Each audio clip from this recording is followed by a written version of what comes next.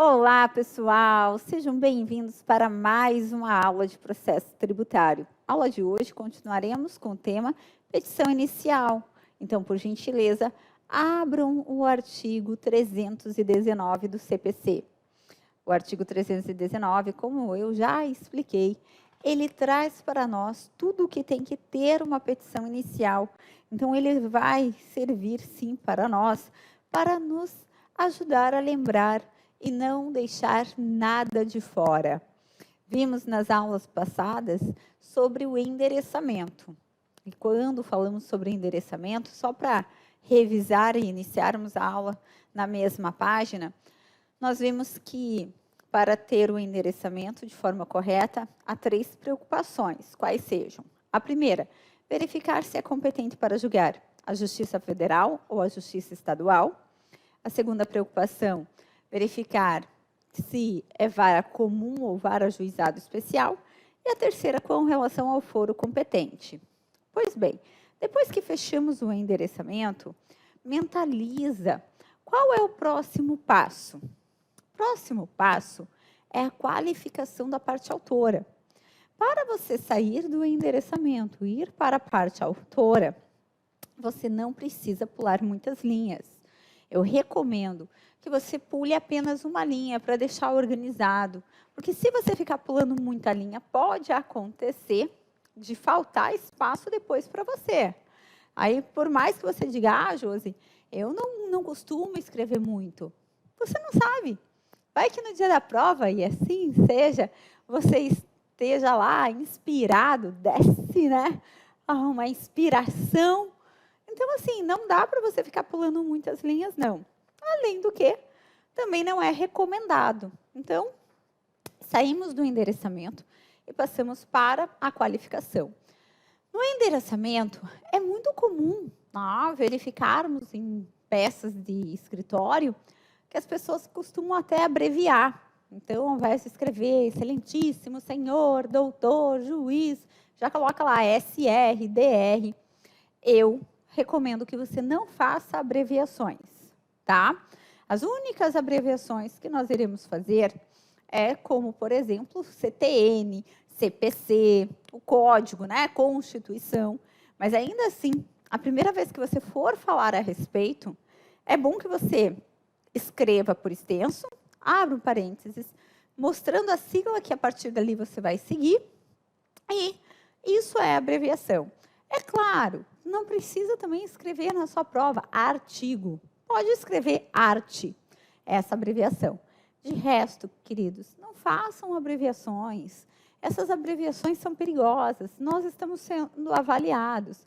Para o corretor não considerar alguma abreviação sua, aí por mais que você recorra e diga, mas todo mundo sabe que isso é abreviação disso, é um caráter subjetivo. Então, vamos evitar. Tá? A gente já tem muita coisa para se preocupar. Quanto menos preocupações, será que ele vai aceitar? Será que vai ser muito melhor? Então, façamos o endereçamento de forma completa, tudo bem certinho, mas ainda uma questão. Posso fazer em caixa alta o endereçamento? Pode, tá? Pode fazer o endereçamento em caixa alta. Agora, passamos lá para a qualificação.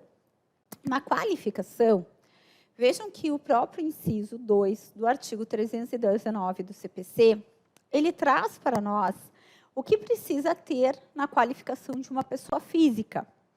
Não traz a qualificação de pessoa jurídica, mas a pessoa jurídica, em minha opinião, é o mais fácil de qualificarmos. Então, vocês não teriam problema. Então, você pode até copiar lá o que está no inciso 2, e mais um detalhe, conhecendo a nossa banca.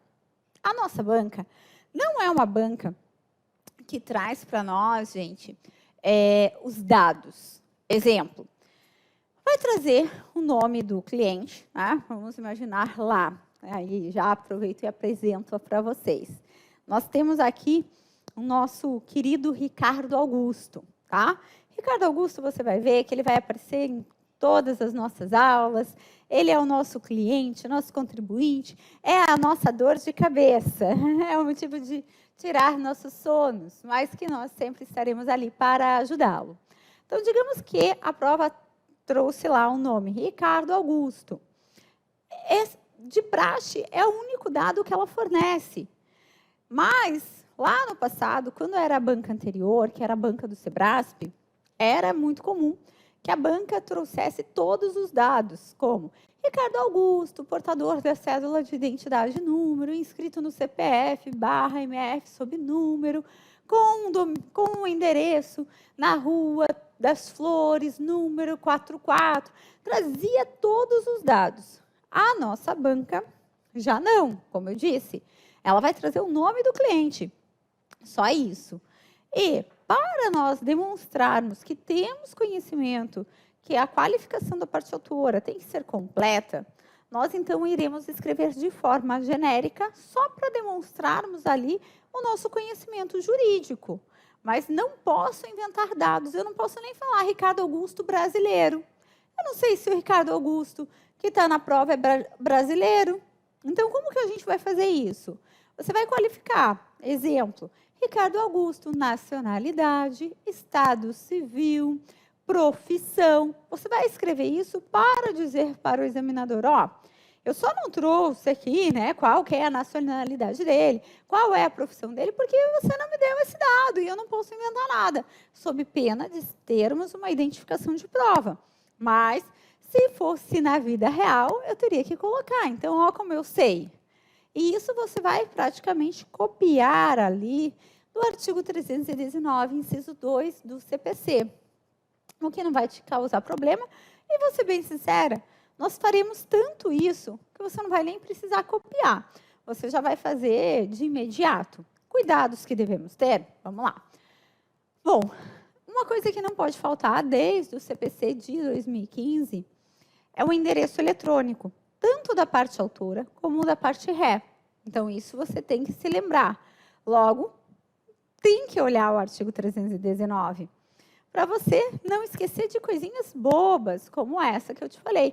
E às vezes acontece, você está tão na pressa que acaba esquecendo de colocar. Vocês vão perceber, inclusive, muitas vezes quando eu vou fazer peça com vocês, esqueço alguma coisa, eu volto, falo para vocês, ó, esquecemos na hora da prova como seria. Ah, colocaria aqui, sabe aonde dá. Mas você vai ver que, em que pese não podermos esquecer de nada, acaba esquecendo. Por isso é bom sempre ter o artigo 319 aberto ali para nós. Tá certo? Bom, vamos lá. Abra o 319, inciso 2. Nós temos lá, então, tudo que tem que ter na qualificação de uma pessoa física. Agora, algo que não está no CPC, mas que a gente também sempre faz de praxe, é trazer lá, né? Portador da cédula de identidade, número, inscrito no CPF, /MF, sob número 3 pontinhos. Cada vez que você quiser colocar um dado que você não tem concedido pela prova, a gente coloca 3 pontinhos, tá bem? Josi, e se a prova trouxer dados? Exemplo, Ricardo Augusto, que mora na Rua das Flores. Aí eu sou obrigada a utilizar os dados fornecidos pela minha prova. Não se esqueçam disso, tá certo? Então, um exemplo aqui que eu trouxe, João da Silva, portador da cédula de identidade, número, inscrito no CPF /MF número, estado civil, profissão, endereço eletrônico, chamo até a tua atenção, com domicílio e residência na rua, número, bairro, cidade, estado, CEP. Ô, Josi, preciso escrever tudo isso? Não posso só colocar endereço completo? Pode. Já vi várias pessoas fazendo dessa forma. Mas eu acho que não custa nada a gente deixar tudo da forma mais completinha. É assim que nossos alunos têm feito sempre e têm obtido cada vez notas maiores na peça prático-profissional. Então, vamos seguir aqui, para ficar tudo redondinho. Então, colocamos lá, Ricardo Augusto, portador da cédula de identidade número, inscrito no CPF /MF sob número, estado civil, nacionalidade, profissão, com o endereço eletrônico, com o endereço na rua, número, bairro, cidade, estado, CEP, fechamos aqui já a qualificação da pessoa física. E da pessoa jurídica, Josi, como é que fica? É mais fácil, por isso até que não precisa ter aquela colinha. Nós vamos colocar lá o nome da empresa, empresa X, pessoa jurídica de direito privado, inscrita no CNPJ sob número, com o endereço eletrônico e com o endereço na rua, número, bairro, cidade, estado, CEP. Então, veja só, para quem quiser acompanhar aqui pelo material. Então, empresa X, pessoa jurídica de direito privado, inscrita no CNPJ sob número, com sede na rua, número, bairro, cidade, estado, CEP. Aqui faltou, ó, veja, endereço eletrônico que a gente coloca sempre. Endereço eletrônico, não posso esquecer, certo? Pois bem, fiz essa primeira apresentação. E aí? E aí você vai fazer o que nós chamamos de preâmbulo da peça. O que o Ricardo Augusto veio fazer aqui perante o juízo? Vem respeitosamente perante Vossa Excelência, por intermédio de seu advogado abaixo-assinado, procuração anexa, com o escritório na rua, número, bairro, cidade, estado, CEP, onde recebe intimações para, que eu vou te explicar. Aqui quais são os cuidados que devemos ter? Ó, você vem por meio do seu advogado abaixo-assinado, procuração anexa, porque o advogado vai sempre poder atuar com a devida procuração, com seu mandato, e temos que mencionar obrigatoriamente o endereço do advogado, tá? Para receber as intimações. Isso tem que ter, é obrigatório, tá certo? Então, assim, vem respeitosamente perante Vossa Excelência, por intermédio de seu advogado, abaixo-assinado, procuração anexa, com o escritório na rua, número, bairro, cidade, estado, CEP, onde recebe intimações. E aí, fazer o quê? Propor. Se nós estamos frente a uma petição inicial, nós falamos em propor, tá? Então, vem propor a ação. E aqui, duas coisas para serem observadas com muita atenção. Primeiro, Josi, tem que pôr o nome da ação, porque na prática, lá no meu escritório, a gente sabe que não precisa.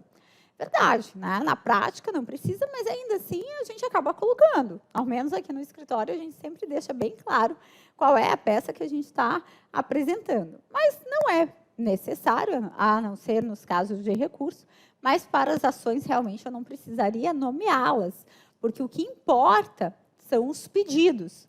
E aí, até aqui no curso, em razão do nosso raciocínio jurídico, nós vamos verificar o que você quer. E aí, com o seu pedido, você sabe exatamente qual é a peça cabível. Agora, na prova da OAB, você é obrigado a falar o nome da peça. Não adianta depois você querer falar, mas na prática, não adianta. O edital prevê isso. Se você não colocar o nome da peça correta, eles vão zerar. Então, é obrigatório o nome da peça? É obrigatório. Josi, eu não estou entendendo. Nós vamos estudar todas as ações, todas as petições iniciais. Hoje, a gente está trazendo um modelão genérico, mas a gente vai estudar lá. Ação declaratória, ação anulatória, embargos da execução fiscal, ação de restituição. Então, você tem que trazer nesse preâmbulo qual é o nome da sua peça. Além disso, você sempre tem que trazer o fundamento legal, a base legal. Aonde está fundamentada na lei essa sua peça? Como assim, Josi? Todas as nossas petições, recursos, têm previsão expressa em lei. A exceção da exceção de pré-executividade. Ficou até redundante aqui, né? Salvo a exceção de pré-executividade, que a gente vai estudar, ela não tem previsão expressa em lei, ela é uma construção doutrinária e jurisprudencial, mas ainda assim a gente traz a base legal para poder apresentarmos. Inclusive, um candidato falou comigo que no exame que caiu a exceção de pré-executividade, ele disse o seguinte: olha, Josi, eu não coloquei a súmula, eu me esqueci. E a súmula 393 do STJ é a que trata sobre a exceção de pré-executividade. Então, ele perdeu ali mais de um ponto, ele foi prejudicado. Então, você tem que trazer a base legal, ou ainda a súmula pertinente, mas, salvo a exceção de pré-executividade, que não tem uma base legal expressa, todas as demais peças que nós fizermos aqui terão. E é por isso que no momento que eu vou explicar sobre cada uma delas, eu já vou dizer onde iremos encontrar. Então, ação declaratória, por exemplo, artigo 19 do CPC. Ação anulatória, artigo 38 da Lei 6.830 de 80. Nós faremos um trabalho de formiguinha em conjunto, que a gente vai dar o nome da peça, vou trazer a base legal, você já vai grifar, já vai para lá, e está tudo certo. Mas eu repito, você não pode esquecer de colocar a base legal. Nesse preâmbulo aqui, você precisa colocar apenas o artigo relacionado à parte processual, sobretudo a que dá embasamento para a sua ação escolhida. Então, se você apresentar uma ação declaratória, você é obrigado a colocar lá artigo 19 do CPC. Tá? Eu costumo colocar, propor, primeiro, né? Propor com fulcro no artigo 19 do Código de Processo Civil, apresente ação declaratória de inexistência de relação jurídico-tributária. E o nome da ação eu coloco geralmente para chamar a atenção no meio da nossa peça. Então, colocaria aqui uma linha só para pôr o nome, ação declaratória de inexistência de relação jurídica, tá? Então, pode colocar no meio, numa linha isolada, no meio centralizado, para realmente chamarmos a atenção, quase para dizer, né, fazer um pedido aqui para o examinador. Vem, que aqui você vai encontrar o que você procura. Eu fiz a peça certa. Pode vir corrigir minha prova que está de boa. Está tudo lindo, está tudo maravilhoso. Então, é assim que funciona. E, ainda com relação aos artigos que, por vezes, podem surgir dúvidas, muitos candidatos perguntam para mim, Josi, eu preciso colocar os artigos todos que eu vou trabalhar na minha peça? Desde o processual ao direito material? Não precisa. Nesse preâmbulo, na verdade, o que você precisa colocar é o artigo que dá embasamento à sua peça eleita, tá? Mas pode colocar outros artigos relacionados à parte processual? Com certeza. A exemplo, se eu vou fazer uma ação declaratória de inexistência de relação jurídico-tributária, cuja previsão encontramos no artigo 19 do CPC, mas eu sei que é uma petição inicial. Então, eu poderia colocar com fulcro nos artigos 319, que é de petição inicial, e 19 do CPC? Poderia. Ah, mas eu preciso? Não precisa. O que você precisa mesmo é deixar claro que é o artigo 19 do CPC, que dá embasamento aqui à nossa ação declaratória. Certo? Isso sim nós temos que deixar muito claro, muito certo, para não termos nenhum problema. Até aqui tudo bem? Bom, fechamos a parte da qualificação da parte autora. Você que está curioso, né, para saber, poxa, e até agora quanto que eu tirei na minha prova? Eu vou pela base, tá? Pelo padrão. Endereçamento 01. Qualificação da parte autora 01. Só isso, 02? Ué, mas de 01 em 01, a galinha enche o papo. A gente tem a nossa aprovação. O nome da ação, geralmente 0508. Opa, está começando a melhorar. Pois bem. E aí, agora você vai dizer que vai ingressar com a ação em face. Em face de quem? Ora, em face ou do município, ou do estado, ou do Distrito Federal, ou da União. Quando a gente fala em face da União, geralmente, na prova a gente coloca barra Fazenda Pública Nacional. Então, em face da União, barra Fazenda Pública Nacional. em face do município, barra, Fazenda Pública Municipal, em face do Estado, barra, Fazenda Pública Estadual, em face do Distrito Federal, barra, Fazenda Pública Distrital.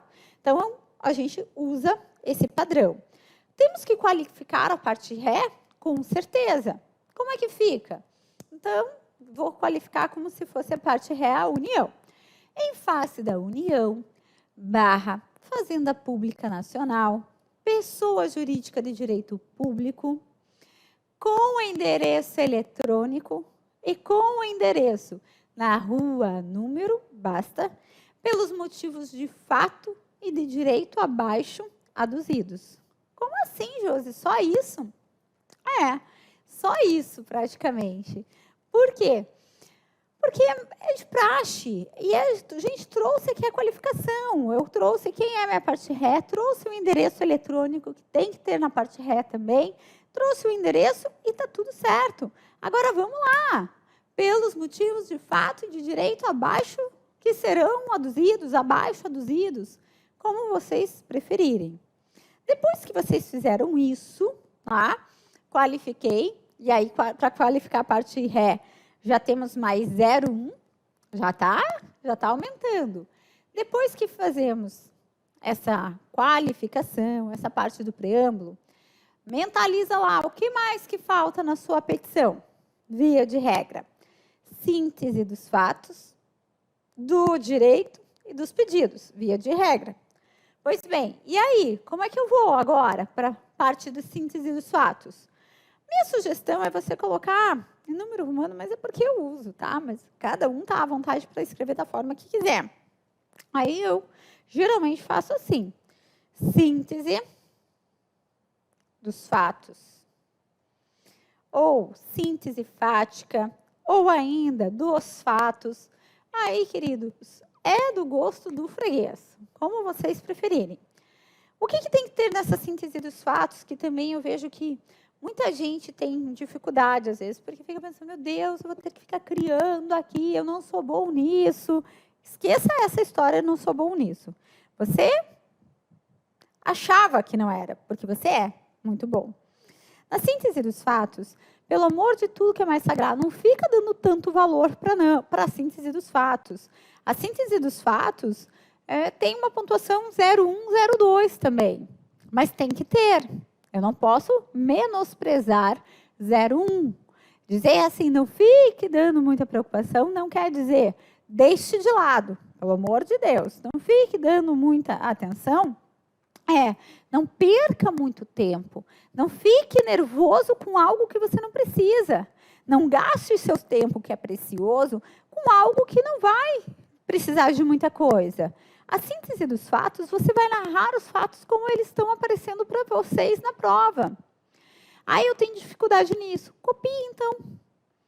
Copia. Só copiar. Eu geralmente falo para não copiar ipsis literis, para vocês não ficarem perdendo muito tempo, gente. Mas é só contar a historinha. Vocês não fizeram a leitura? Pelo amor de Deus. Meu filho de 8 anos, Benício, e Gamil Júnior, eles vão lerem aqui um texto. Eu peço, e aí, conte para mim. Eles vão contar. É a mesma coisa, tá? Sem riquezas de detalhes, mas com os pontos chaves. E que isso também vou ensinar durante o nosso curso, porque geralmente eu vou grifando as partes importantes ao ler a peça, e que são geralmente as partes que devem ter já na síntese dos fatos, tá? Então, sem nenhuma paranoia, síntese dos fatos é algo tranquilo, tranquilo até demais. Basta você copiar, se você se sentir à vontade. A única coisa que eu recomendo, quando a gente sai da síntese dos fatos e passa para o próximo tópico, qual seja, que é a parte do mérito, então, que a gente vai lá para o item 2, do mérito, ou ainda do direito, né, como você preferir, eu acho que vale uma frase padrão, né? Que você sai da síntese dos fatos e vai para a parte do mérito. Qual é a frase padrão? Diante de todo exposto, não restou outra alternativa ao autor, senão buscar tutela jurisdicional. Então, aconteceu isso, isso e isso, tá? Um exemplo. no dia 5 de janeiro de 2023, foi publicado um decreto que criou um novo tributo para ser cobrado imediatamente. Ocorre, no entanto, que não poderia um decreto criar um novo tributo, sobretudo para ser cobrado imediatamente. Porém, a autoridade administrativa vai realizar a cobrança desse novo tributo. Assim, não resta outra alternativa ao autor senão buscar a tutela jurisdicional. Então, eu estou dizendo, ó o problema que eu tenho aqui. Um decreto criou um tributo e vai ter a cobrança. Assim, não me resta outra alternativa senão buscar a tutela jurisdicional. Certo? Então, trouxe a síntese dos fatos e agora fiz a frase de fechamento, que essa vocês também vão decorar de tanto que eu vou repetir na cabeça de vocês, na mente de vocês, né? Assim, não restou outra alternativa senão buscar a tutela jurisdicional. Depois que eu fiz isso, eu vou para a parte do mérito. E a parte do mérito, eu tenho certeza que muitos de vocês vão dizer assim, meu Deus, essa é a parte que mais me preocupa. Eu até achava que era a síntese dos fatos, mas agora que eu me lembrei, tem a parte do mérito, isso me preocupa demais, não, eu não gosto, eu não quero, e nananã. Pois bem, também é muito simples. Vejam, você que já sabe bastante de tributário, ou ainda você que acha que não sabe, mas sabe e vai saber muito mais. Vocês não precisam contar tudo o que vocês sabem de direito tributário na parte do mérito. O examinador, ele só quer saber uma coisa de vocês.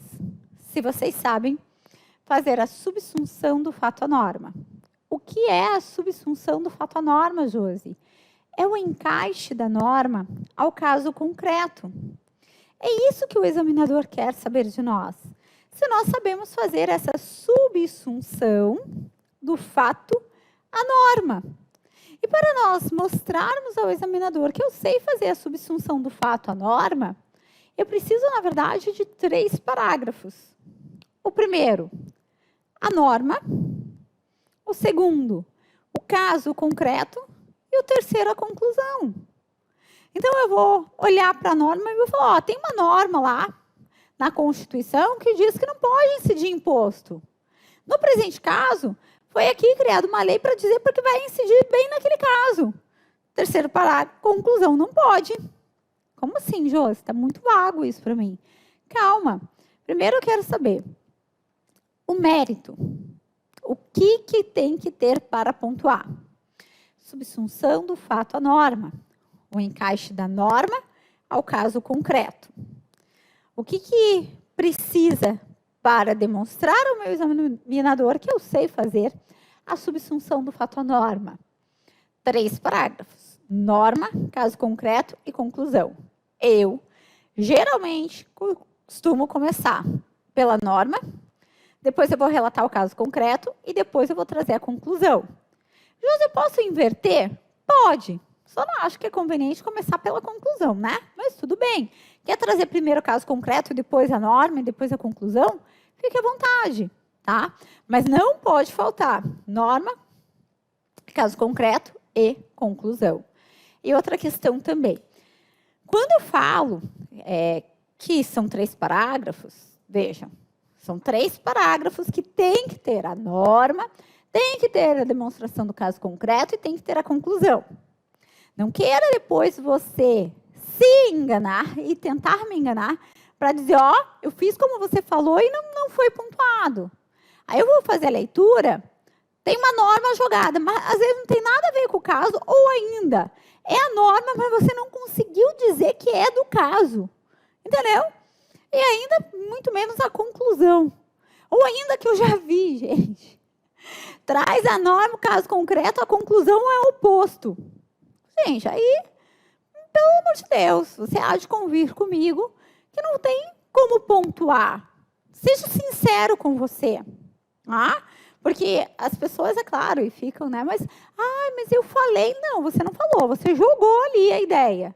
E jogar a ideia não vai colar. O examinador quer saber se você sabe. Então, tem gente que, às vezes, assim, nas correções ao vivo eu falo, pera lá, vamos ler. Você acha que você merecia? Vamos ser bem sinceros, você acha? A pessoa fala, não, não merecia. Então, é isso que eu tenho que tomar cuidado na hora da prova. Eu trouxe a norma, trouxe o caso concreto, trouxe a conclusão. Aí sim, eu vou tirar a nota que eu mereço, a pontuação integral.